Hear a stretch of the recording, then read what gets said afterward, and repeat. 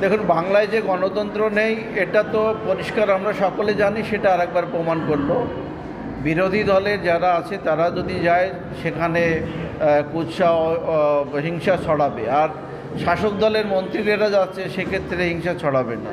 এটা এরকম হতে পারে না।